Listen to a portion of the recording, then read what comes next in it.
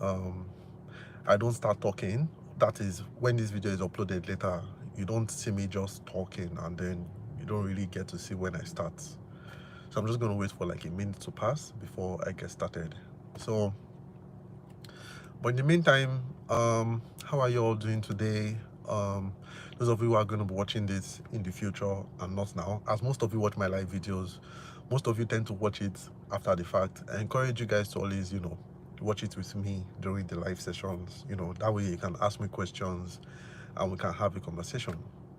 As you all know, today I still have my trusted notepad, so that way I get to like have all my thoughts collected, and then I can give it to you guys streamlined.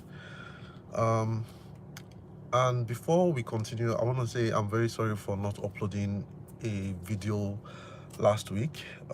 So I was actually making a market review. So for those of you who know, I do make market reviews where I basically just review the market and tell you where I think prices are going to go to.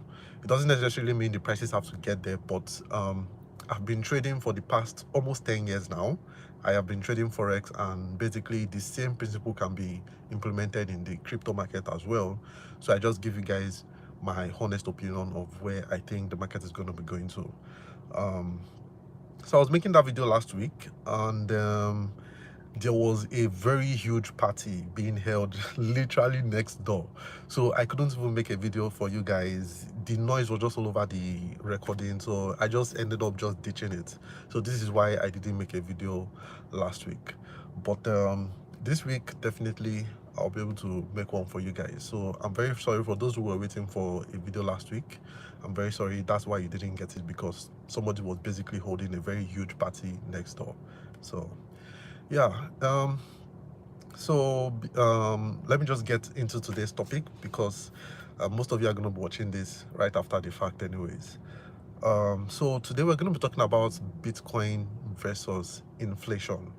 All right. So why it is that, or why it is the reality that most of us are going to be losing our savings over our lifetime. All right, we're going to be losing our life savings over our lifetime, and most of it has to do with lack of understanding, or how will I put it now, lack of knowing what is actually happening. Because when you're actually empowered with knowledge, then you know the right thing to do, and you don't suffer with other people that are suffering when the economy is going down, right, like we are in right now. So today's video is going to be about why Bitcoin was created, and the reason why inflation is basically not a good thing for the average human being, right? For the average you and I. Okay, so we're going to be starting with why Bitcoin, or why and when Bitcoin was created. All right, so Bitcoin was created back in 2008, and the reason why it was created was basically to put the control of money back in our hands. All right, now, why was it created back in 2008? It was specifically created because of in 2008 there was a financial crisis. All right, so it happened that big institutions were basically over leveraged in debt, kind of how we are seeing it right now. If you guys remembered, I held a live session with you guys a couple of weeks back, and I spoke about why you should take your money out of some certain centralized finance protocols, where they were basically losing a lot of people's money, like BlockFi, and then I can't really remember the name of the other ones, but you guys know what I'm talking about. If you guys have not watched that video, I'm going to leave it in the description below so you guys can go watch it. So just like how these guys were over leveraged now, and then they lost all of their investors their wealth, the same thing happened back in 2008, but this time with big institutions and with big banks. So basically they were over leveraged, basically giving out hey crypto dreamer, yeah, I am back, man. I'm so sorry for the delay, and I'm so sorry I wasn't around last week, but I explained that earlier on. So basically,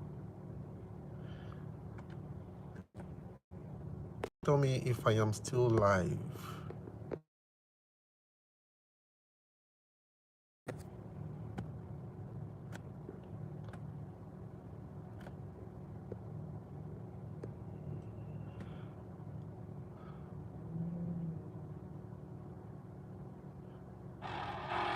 Am I still live, guys? Okay. Sorry, a call is coming in and it's just interrupting my session. Let me quickly put the phone on silent so that we can continue with what we need to do. I'm so sorry, guys. Silence. I usually put the phone on silent, but of all days today, I totally forgot to put it on silent. Anyways, so basically in 2008, there were a lot of big institutions who were over leveraged, and then they ended up basically screwing the pooch, and then a lot of people lost their wealth. And we still kind of see that happen even in today's economy, but I will get to that. So basically, in order to bail, because of these institutions were basically too big to fail at that certain time in 2008, they were really too big. So the United States government had to come in and rescue them by basically printing a lot of hundreds of billions of dollars, right? So basically they printed that to rescue them, and also printed that as well also to that means they printed a certain amount of money to rescue these guys, which was hundreds of billions of dollars. And then when Obama came into administration, he also still printed another one again as well to stimulate the economy. All right, so after doing this, basically by doing this, you are in turn inflating the currency, which is what is our topic today. You cause inflation, and then at the long run, people start paying for it. All right. So, and like I said, I don't know if I said that, but a lot of economies, a lot of countries have been doing this ever since then. So they keep inflating the currency of the economy to kind of like stimulate the economy in the short term, but in the long term, in turn, it basically hurts the economy, right? So before we continue, right, for those of you who don't actually really understand what inflation is, or you kind of just hear what inflation is, but you don't really get what it is, right? Let me just explain to you guys why inflation is basically printing more money than is in circulation, right? So you're basically printing excess money. That is what inflation is, right? So let me explain to you guys why inflation is bad for the average consumer, or the average person with you and I. All right, so like I said, inflation is an increase in the money supply. And so for those of you who are wondering, I have my book here again. Like, you guys who watch my live, you always know why I have this book here, so that I can always kind of like give you guys my stream of thoughts. It's not as if I don't know these things in my head, but sometimes I can kind of just start rambling. So for me to not ramble and get straight to the point, I always tend to write it down before I come on live, so that I can give you guys basically the stream of thought, so you understand what I'm saying. So in case you see me looking down, I'm just looking at what I wrote down so I can tell you guys. Anyways, like I said, inflation is the increase in money supply in an economy. And then at first, interest rates are low. All right, why does this matter? Interest rates being low at first is that when there's an increase in money supply for an economy, okay, people will qualify, basically get that newly printed money for a very cheap cost, right? So like, for example, people will qualify, like let's say a business owner can go into a bank and then say, let's say by the time the money was printed, because inflation is how will I put it now, or interest rates is lagging to inflation, and inflation is also lagging to the economy as a whole. Okay, that's kind of like a mouthful, but how it works is that the banks already have an interest rate. Let's say the bank is going to be giving you like 2% if you come to borrow money from them, right? Now, when there is this newly printed money in an economy, right, it means that there's now much more money than before in an economy, which means that the banks will start, offering people incentives to come and take money from them. Basically, by the way, guys, this is like an helicopter explanation. I'm just kind of like brushing over it. I'm not going deeply into what inflation means and why you should, basically, I'm not explaining. There are a lot of economists on YouTube to explain, in this YouTube platform, to explain it to you guys. In fact, tons and tons of videos to explain to you guys what inflation is and the very little minute details that you need to understand it fully. I'm just kind of like brushing over it just to like give you guys a much more simplified explanation of it, right?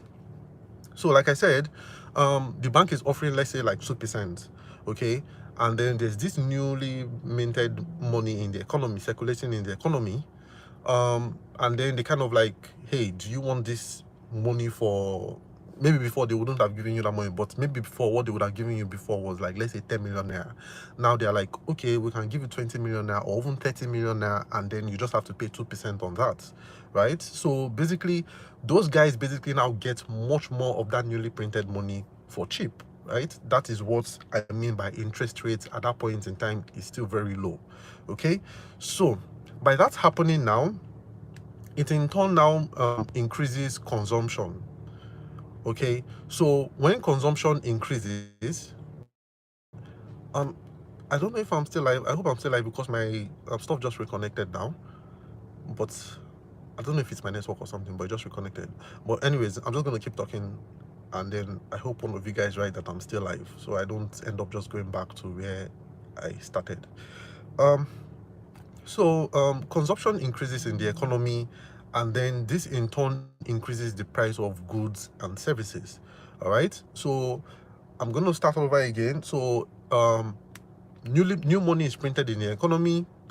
Interest rates are still low, which means that technically, or simplifying it, your bank comes to you and they're like, oh, before we could offer you 10 million naira, but now we can offer you 30 million naira as a business owner, and then you're taking it for 2%. So you're like, wow, that's even a very great deal, right?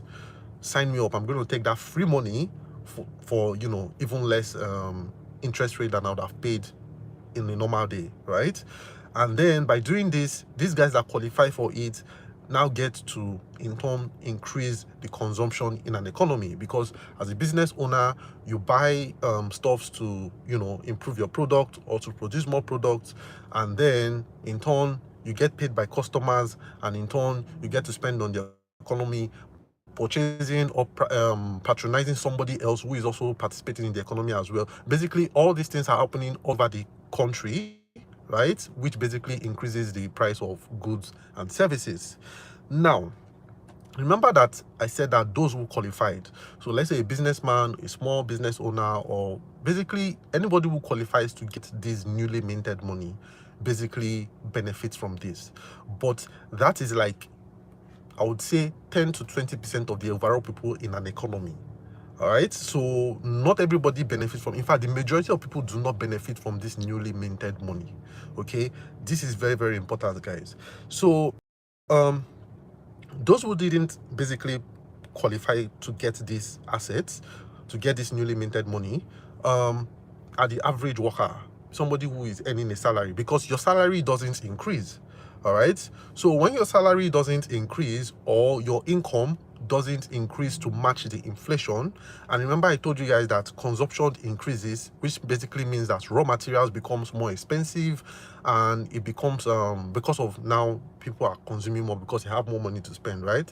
When raw materials become increased, which means the finished product as well becomes increased in cost as well. So the average person, which is you and I, who didn't qualify to get that newly minted money, basically can't afford these items.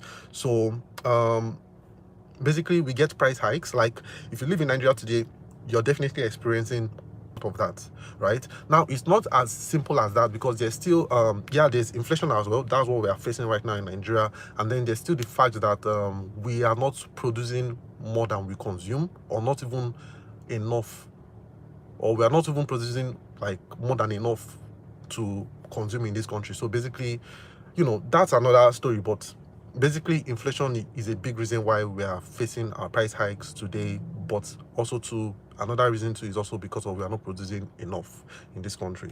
So basically, like I said, those who didn't qualify for these loans basically cannot afford the newly minted money, and we cannot afford the price hikes as well. Now like I said, there are other factors and there are reasons for why things go up in an economy, but largely is inflation. Now, coming back to why Bitcoin was created, all right.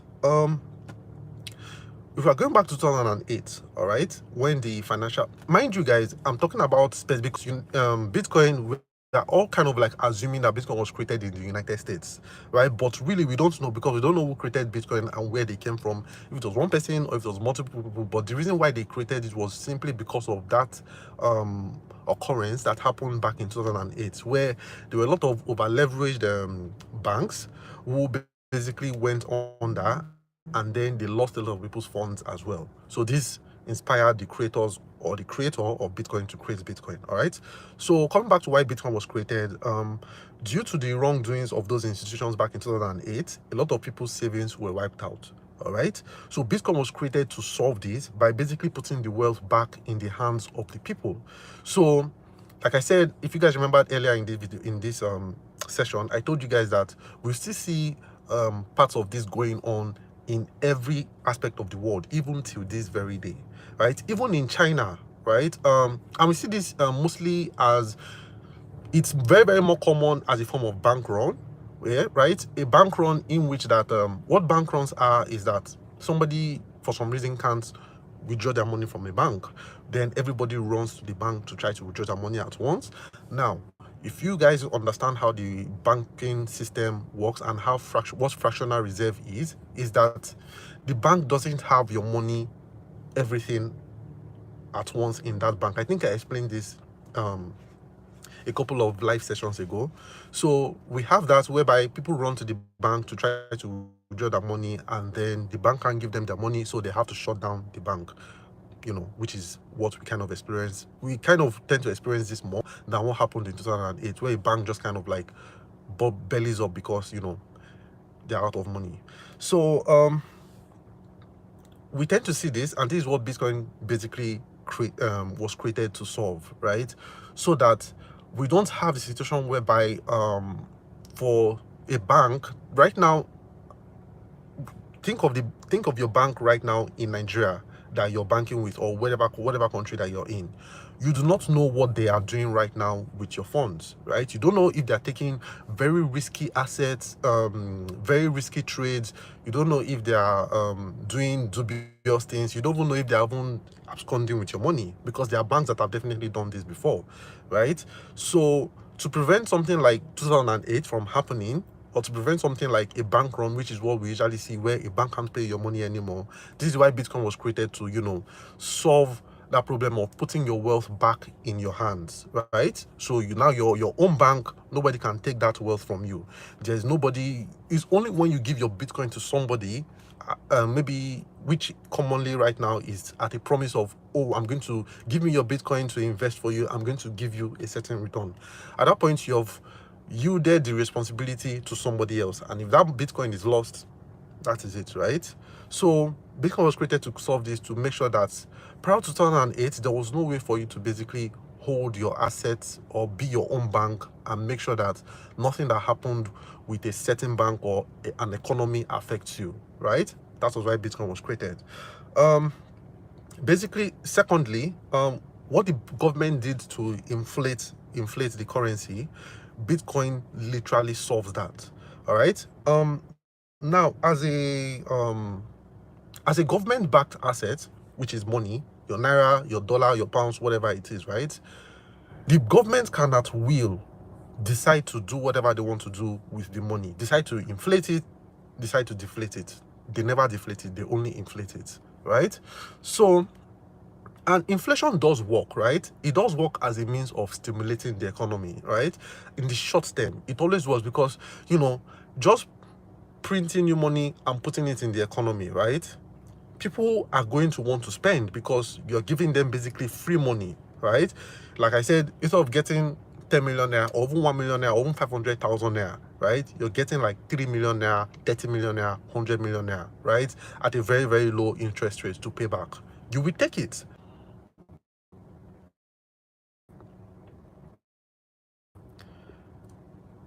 Hey guys, I hope I'm still live. My video just disconnected now. Please let me know still live.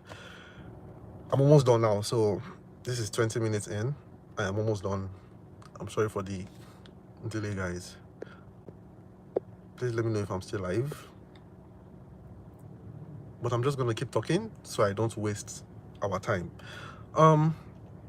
Like I was saying, it's not as if inflation doesn't affect those who also benefited from the excess printing as well. It's just that it affects those who didn't benefit much more greatly, because they didn't even have any money to even begin with, to even like compete in this new economy that the inflation has created, right? Because when money is printed, when money is newly minted, it creates a new economy that if everybody at once benefited or got that new money, right, it won't really affect everybody so much. Yes, it will affect people, but it won't affect more people so much. But the thing is that it only benefited a certain amount of people, and then the remaining amount of people who didn't even have their salaries increased, who didn't have a new source of income, who didn't have their income increased, basically, right?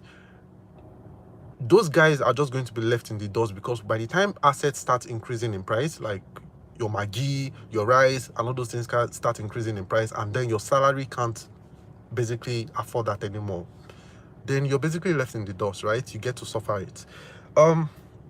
Anyways, Bitcoin basically solves this by putting, basically, there's only going to be 21 million Bitcoin in existence.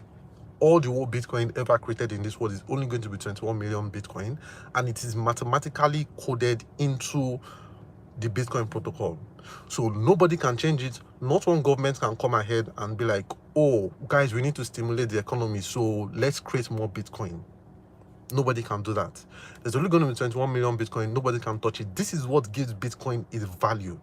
All right. So which means that in as much as your government comes and then temporarily boosts the economy by inflating, printing more money into the economy, yes, that's good for the short term. But if you're wise, you would not hold on to that asset for long. You instead use that to buy Bitcoin, something that is much more that doesn't, nobody can just control at a whim and just decide to create more of, right?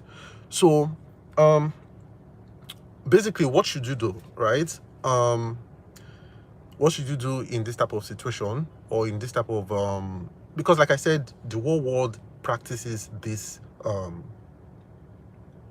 the whole world practices does this, right? They do this practice. Sorry, I didn't know the word to use, but basically the whole world is doing this. Nigeria, United States, Argentina, Switzerland, everybody does it. Any government, I want you guys to know that anybody that has the power to produce more money will always produce more money. All right, that is something that you guys should understand. All right, and guys, if you guys have any questions, please just let me know in the comment section, because like I said, this is an interactive section, right? So we can always talk and stuff like that. But I'm just going to keep going because I don't want to waste our time, and frankly, I have somewhere to be as well. Every government is always going to print money because they can, right? So the gist of it is that it hurts the little guy, you and me, who don't benefit from that printing of money, right? It's just the way it works. A bank is not going to give you money because of, oh, you think you have this great idea. They're going to give it to the person who has a business, who is providing for the economy, who is like, who they are sure is going to pay back when time comes, right? So now that they're going to give it to those guys, right, you wouldn't qualify for it. Those guys are going to benefit from it, take all the whole benefits from it. They are also going to need to improve their business as well. It's not as if whether, you know, people who qualify for it can't improve their business, or they won't just squander the money. But in terms of improving their business or doing whatever they want to do with the money, it increases consumption, which increases price of goods and services, right? So which means that the ordinary person will not be able to benefit from it. So this is why, like I said, why Bitcoin was created. So like I said, the government will always increase the flow of increase the amount of money in circulation. So basically what you need to do is you need to make sure that you save in assets that cannot be inflated as well, right? You need to save in assets like Bitcoin. Some people who don't even believe in crypto, right, some people choose to invest in gold. They choose to save in gold. Some people also choose to even save in foreign stock markets, right? So companies that actually produce goods and services, right? They okay, I have seen. Okay, Crypto Dreamer, I'm seeing your question right now. I'll get back to it, please. Let me just quickly finish my thoughts. Basically, you need to invest in these assets that you can be sure that nobody is going to inflate at will. Because whenever inflation comes about, like I said, it only benefits a few and then the many suffer for it. Okay, so only those people who are at that point in time saving in assets that cannot be inflated at will, that no government can control, those are the ones who actually benefit from it. Okay, so if you save, for example, in Bitcoin cannot be controlled by any government of any world, right? In the world, sorry, not any world. You're going to benefit from the fact that Bitcoin is going to always rise in the opposite direction as the fiat currency is going down in value. So why is Bitcoin $20,000? Even though Bitcoin, as people think that Bitcoin has crashed by a lot, Bitcoin is still worth $20,000. Why is it worth $20,000? It's because of the fact that nobody can touch it and interact with it at will, right? That is the government. Okay, so that is why Bitcoin is worth what it's worth. Even gold right now, gold is like, I would say, although gold is, that's another topic for another day, but Bitcoin is worth more than gold, than any other asset out there, right? Because of the fact that it cannot be touched, it cannot be inflated, it cannot be printed at will by the government. Because, like I said, remember this, inflation always at the end of the day affects the little guy, you and me, those who don't participate in the inflation in the first place, right? So that you guys should know. And also another thing you should also know is that you should become your own bank and you should hold Bitcoin in your private wallet. Now, what that means is, remember what I said about those big banks and those big institutions who were basically over leveraging themselves, and then they ended up crashing the entire market and basically wiping out a lot of people's savings, right? When you hold your assets, no matter what is happening in your country, now I'm being country specific, right? It will not affect you because you're your own bank. Okay, even if you don't want to hold Bitcoin, if you don't want to hold Bitcoin because you think, okay, Bitcoin is it fluctuates a lot, even though in my opinion it doesn't. It's not volatile as fiat, but that's another topic. At least you should hold USDT, or you should hold something that cannot be controlled, or that cannot all of a sudden you wake up and then you cannot have access to it anymore. Okay, this is very, very important for you to do, especially in this age that we are in right now, and especially in the fact that we are in an economy right now. If you stay in Nigeria, if you live in Nigeria, you realize that the economy that we are in right now is a really, really dire economy, that things can go wrong anytime, right? So you need to also always make sure that you have your wealth with you and you have your savings with you in Bitcoin, in your private wallet, and you can leave, or you can basically move. If somebody who has money that can basically move from one place to another, right? If something is happening in this country right now, you need to be able to move from where you are right now to another country, right? Obviously, God forbid anything happens, but you guys get the gist of what I'm trying to say. So basically, that is what you need to do. And as you do that, I am sure you're going to benefit from the new economy. All right, so I'm sorry for the fact that the video just kept disconnecting and reconnecting. I hope it wasn't too much trouble for you guys. We're basically done. Just gonna check the questions right now and answer them. Okay, for some reason my chat isn't loading up. Please, can you guys type something in the chat box? Let me see what's in the chat box, because my chat isn't showing up. Crypto Jim, you asked the question.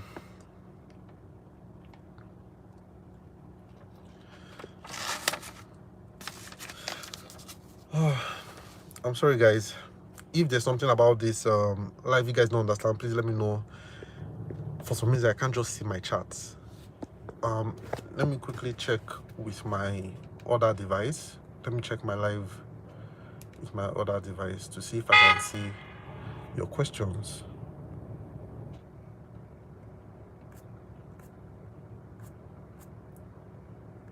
And also, guys, I'm sure some of you might have thought about it like, oh, okay, Bitcoin's price is going, why is Bitcoin price going down? If you're saying that it's a much more valuable asset than the inflatable asset that, you know, governments print, right?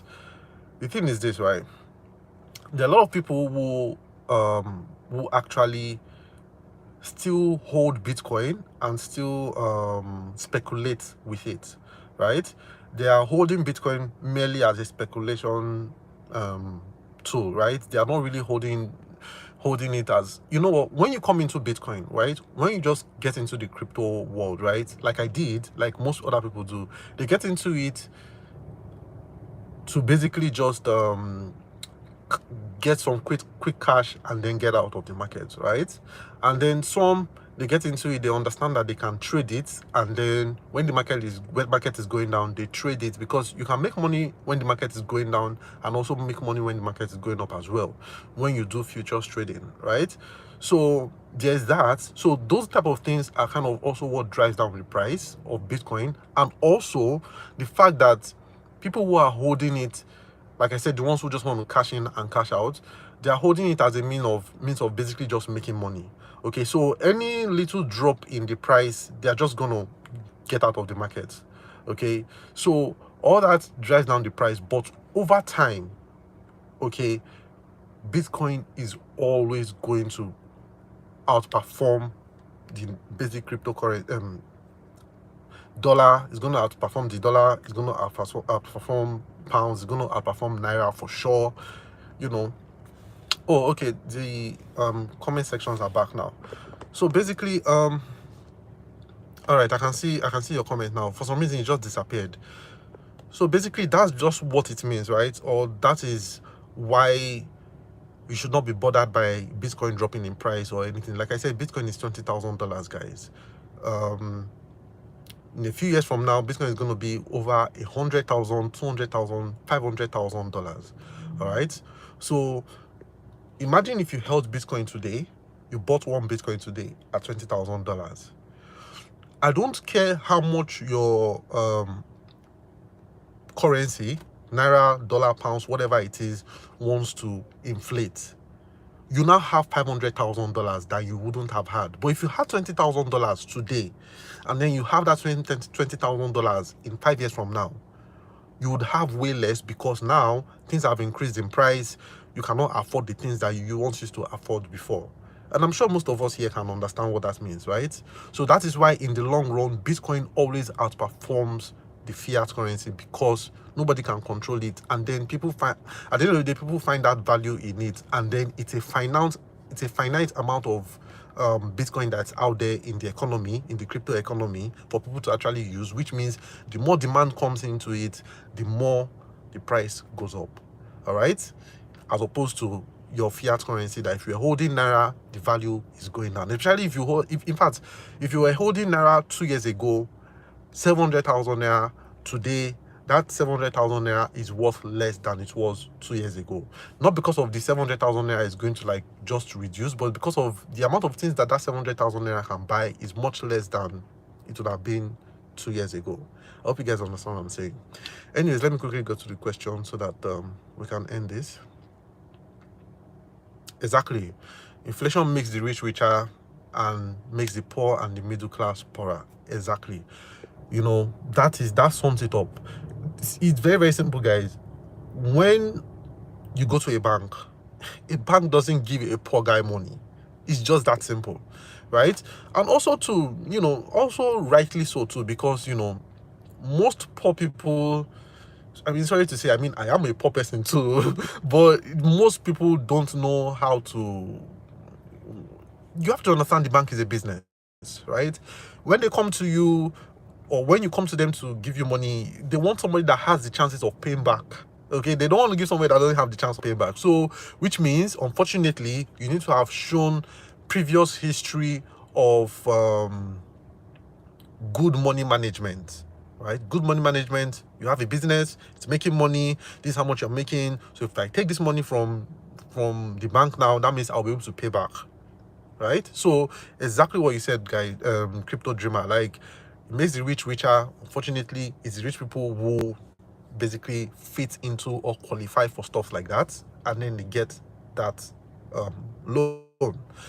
And then the middle and the poor class wouldn't have any good, on average, they don't have any good money management skill. They're the ones who suffer from it. Okay. Okay. So there's this fractionalized NFT going on now on KuCoin, to be precise. I tried catching the early boats this morning when the fractional crypto punk went on sale, but I wasn't able to buy it. Please, do you know a way to get into it? Honestly, this is the first time I'm hearing of it. Honestly, I actually haven't heard about this on KuCoin before, but I could actually do a research about it. The thing is this, right? Oh my god, I don't think I've made a video on NFT before. I actually have a strong opinion about NFT. Not really a strong opinion, but I have an opinion about NFTs, and I can't believe I've not made a video on it yet. The thing with NFTs is this, right? NFTs are very, very valuable, right? But the thing is that for now, it's still just hype, right? But the thing is this, right? The beautiful thing about this is that the same thing that happened to Bitcoin, or that happened to the crypto market back in 2017, is what is currently happening to the present NFT market as well. So which means that when the market is done, when the bear market is done with its bear trend right now, right, it means that the ones who remain are going to be the ones that are going to be here for a while. So if you actually buy into the right one now, you can actually benefit from it, like, for real, right? So NFT, to me right now, people are just using a lot of pictures, and people are just using a lot of it's just worthless for the most part, right? But if you really know how to, you just need to do a lot of research on it. Like, I personally don't hold any NFTs. I would like to, but because of my funds right now are limited, I try to focus more on building my wealth in the main assets I tell you guys about, like Bitcoin, Cardano, Ethereum, and all those good stuff, right? I rather build my wealth on that first, because I don't have unlimited funds, right, to kind of throw around. Because, and the reason being is just because of, first of all, I'm not really doing, no NFT has really caught my attention to, like, oh, okay, that is actually a very good, it has utility, right?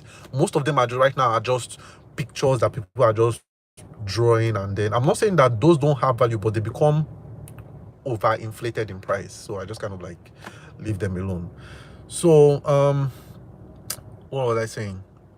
Yeah, right now you just have to, it's not as if you won't find good ones, especially now would certainly be a good time to get into one, but you just have to, like, really, really do your research about it. So the one currently on KuCoin right now that's happening on KuCoin, it might be good, but the chances are they're just probably trying to like get on the hype and all that stuff. But fractionalized NFTs, right, that is actually not a bad idea, actually. So imagine you had like this really, really expensive painting, which is like very, very good. Like, when I say very, very good, I mean like probably has been here for like 50 years, for the past 50 years, probably worth millions of dollars, or hundreds of millions of dollars, or tens of millions of dollars. Then they can fractionalize that down. And I think there are a few companies, I think I've heard of a few companies that are actually, or a few projects that are actually choosing to go into this, right? That might be what you're even talking about. So once they break it down, and then you can buy into it and then sell that asset as well if you want. And then once it increases in value, or once it sells at the next auction, you make money from it as well. That's also a good thing as well. So fractionalized NFTs, that's actually the main part of NFTs that I would be very interested in. Like, if you guys remembered, I made a video a while ago about shit, I've forgotten their name. Crip stock, right? Crip stock, if not that it was centralized, it would be if Crip stock was launched on a crypto platform, or if Crip stock is the perfect NFT platform, right? So in case you guys don't know what Crip stock is, I can leave a video to it in the description below. Crip stock is basically a company that buys yeah, exactly, right? Crip stock is a company that allows you to be able to buy real estate fractionalized versions of it. So like right now I own, I think, about 3 or 4 real estates, right, on Crip stock. One is like 59 million naira, another one is like 70 million naira, another one is like, I don't know, 30 million naira or 40 million naira, I can't really remember. But obviously I didn't buy this house, like, or this asset with like the wolf. I don't have 40 million naira, right? But what crypto did was basically divide that cost, right, that liquidity or that asset down, break it down into sizable liquidity that you and I can buy. So basically they break it down into shares where I can buy 10,000 naira worth of it, or I can buy 20,000 naira worth of it, 50,000 naira, however it is, right? And then start getting an income from it as well, from that asset. So like, for example, if the asset goes on to like be rented, I will get the, what's it called, what you pay per month. I can't believe I'm forgetting this, I'm just blanking on it. I can get the rent, I can get part of the rent, right? When the asset increases in value, I also get that increase in value in my own liquidity I've put in. So let's say I put in 100,000 naira and then the asset increase, that house now increases by 50%.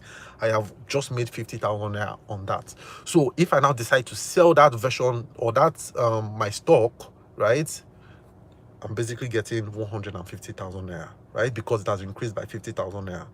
So Crip stock is the perfect example for what should, or for what the NFT I'm trying to, I don't know, I'm blanking on the word, but Crip stock is basically perfect for to be an NFT platform, right? But obviously it's centralized, and I feel like Crip stock in the future, once because right now, because of the way the Nigerian economy is, cryptocurrency or crypto world right now is not, there's not a lot there's not a lot of love from the institution, right, like from CBN, SEC and all that, right? It's not as if crypto companies don't exist in Nigeria, but for it to go mainstream like that, it's not yet, our economy is just not ready for it yet, or at least the people in power are not, because they want to blame, they want to kind of like blame everything on the crypto market. So yeah, I don't think they're ready for it right now. So it's perfect, crypto is perfect for what it is right now, but I believe that in the future, once the Nigerian government, people in power realize that, okay, cryptocurrency is here to stay, the crypto economy is here to stay, they will now allow things like Crip stock, and or maybe another platform will come out that will now become an NFT. So which means that somebody else in another country can be able to buy into a Nigerian property and get all the rewards from it as well. So those are the type of NFT implementations that I am very, very interested in. So yeah, so that's what that is. Yeah, and if you guys don't know anything about Crip stock, I'm definitely gonna have the link in the description below so you guys can check it out. All right, so I guess if that's it for, I'm not seeing any more questions, and I think everybody has logged out, which is good for me because I have to go. I guess I will just bid you guys farewell, and I'll be coming back with another episode by the end of this week, God willing. Like I said, somebody had a party next door and I couldn't basically make a video. That was so annoying. So that's why I didn't see a video from me last week, but hopefully this week you'll get a video from me. I'm sorry if I was rambling so much. I just had a lot I needed to cover in a very short while, in a very short time. And thank you guys for watching.